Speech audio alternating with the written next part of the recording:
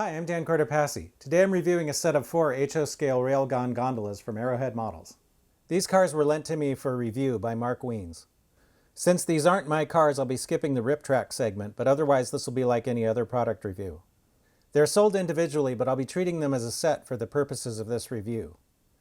2 of the cars are in the as-delivered RailGon scheme with GONX reporting marks. 1 car is patched for Denver and Rio Grande Western, and 1 is patched for Chicago and Northwestern. The current MSRP for these cars is $54.95 each. Mark paid $49.99 each for these cars from Lombard Hobbies. Since there are 4 cars, we'll start the set at 400 possible points. Each car comes in a sturdy cardboard box. A 2-piece plastic cradle protects the model. Each car is shrouded in flexible plastic to protect against scratches.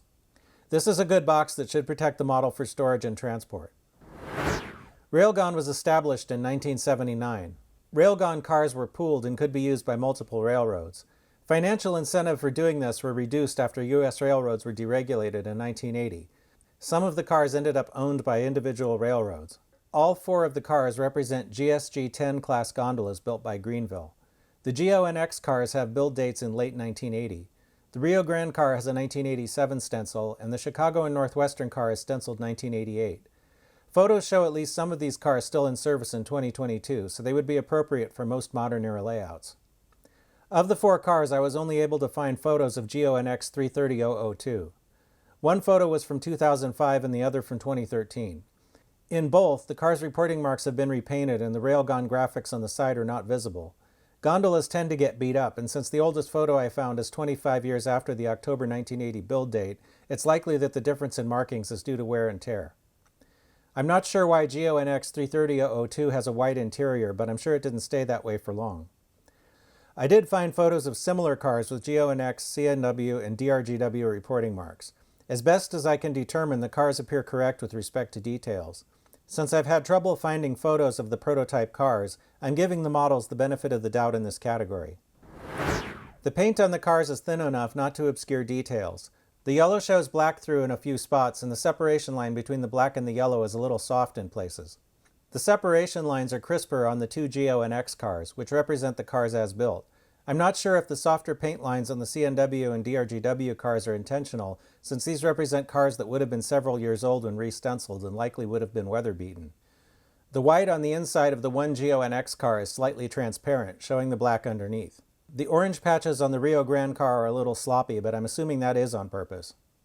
The paint issues would not be that noticeable if these cars were weathered, and since that might be the point, I'm going to give the cars the benefit of the doubt here as well.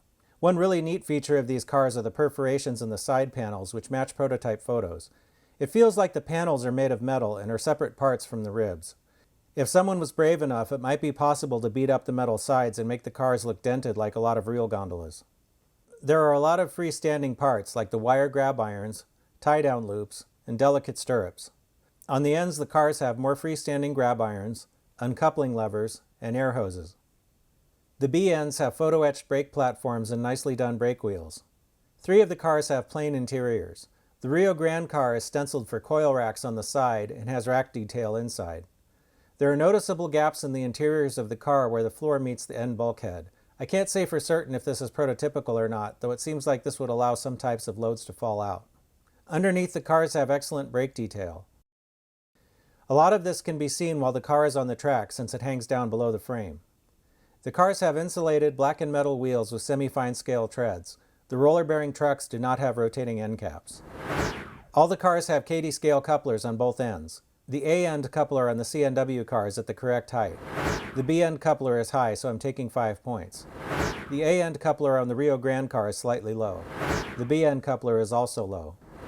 The A-end coupler on GONX 330-002 is slightly high. The B-end coupler is also a little high. The A-end coupler on GONX 330-139 is slightly high. The B-end coupler is low. All of the wheels on all the cars are in gauge according to the NMRA standards gauge. None of the cars has any significant body wobble. Each of the cars weighs 2.4 or 2.5 ounces. The NMRA recommended weight for cars of this length would be about 4.6 ounces. Like a lot of open cars, these are a little light. Adding loads would be the easiest way to add weight. All of the cars are very free rolling. Let's see what we've got. All the cars had coupler height issues on at least one end, so I took a total of 35 points in the standards and operation category. That leaves us with 365, which averages to 91.25, and A- on a report card. Individually, the CNW car scored 95, and all the other cars scored 90 points each. These models get a green signal. I think Arrowhead did a really nice job on these cars. If you're looking for some modern era HO scale gondolas for your layout, then I think you might like them. If you like this video, please like and subscribe. Stay tuned and thanks for watching.